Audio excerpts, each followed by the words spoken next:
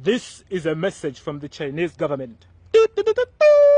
Black people are stupid. Does that sound like a joke to you? Maybe it's not, because in the past 2 weeks there have been hundreds of videos, photos and testimonies showing black people being evicted from homes, hotels, being denied services at hospitals and restaurants. Even McDonald's in Guangzhou got in on the act. Posters that are being seen in China now have not been seen around the world since apartheid South Africa. No blacks allowed. You see a black person, call the police, deny services to black people. Just shocking. Well, with all that evidence, what has the Chinese government said? What racism? Where? We don't know anything about it. We don't discriminate. Black people are welcome in China. The Chinese government has so far not acknowledged any of this. They have not apologized. And they've only said Africans are our brothers, which is crazy, right? So who told McDonald's not to allow black people? And what about those people who were conducting tests saying that we are from the government? Which government is this? It's why I'm asking, is the Chinese government thinking black people are stupid? Well, state media in China has also been working hard. They contacted a black man in Nairobi, Kenya to write a story saying these are rumors. Another story appeared saying, oh, it's the work of Western propaganda. The Chinese Ministry of Foreign Affairs spokesperson has pointed fingers at the United States saying, oh, you're trying to drive a wedge between Africa and China relations. But is it really the United States doing this? What about the Africans in the middle, the people that are suffering? Do they not exist? Can't the Chinese see that there are actual stories of people on the ground being discriminated? Unaona, hizi ndio bags zangu. Sasa unaona, wamenifungia, wako huko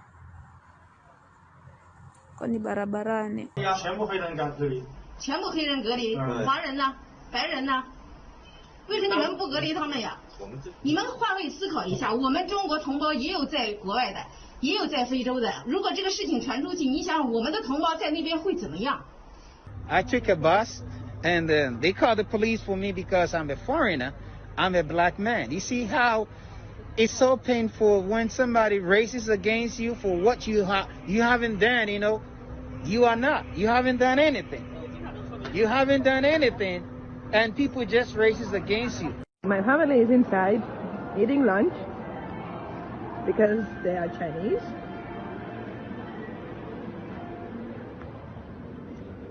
They can eat outside, but I need to stay outside because I'm a foreigner. See, maybe you can give me a ball. First, I was sitting outside next to the trash because they didn't let me inside, but now they just gave me a chair outside so I can sit.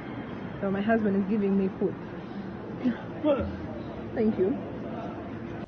Can they not just say, well, it's some elements in China that have done this and we're going to rectify this by pretending that this thing is not happening? The Chinese government is standing behind and stamping this xenophobia. We can therefore say that this is state-sponsored xenophobia because after all, McDonald's has apologized. But remember, it said it was told to do so by the police, and the police are the government.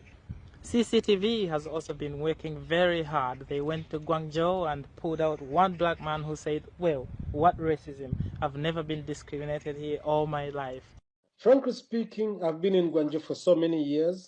I haven't seen any kind of discrimination against me. I could see from the social media, many were complaining.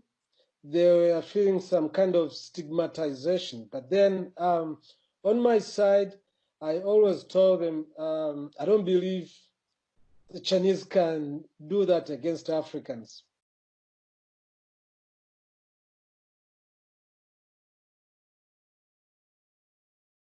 Well, yes, I'm not allowed to go out. Well, thank you very much, Mr. Blackman. But what about the other black people that are actually enduring humiliating discrimination? Are you really just going to erase the feelings of all these people? Do they really not exist? These people being driven across the streets, are they cattle or human or something in between? So maybe the Chinese government is trying to tell us something, that black people in China are stupid. Because so far, do you see equality in China right now as a black person?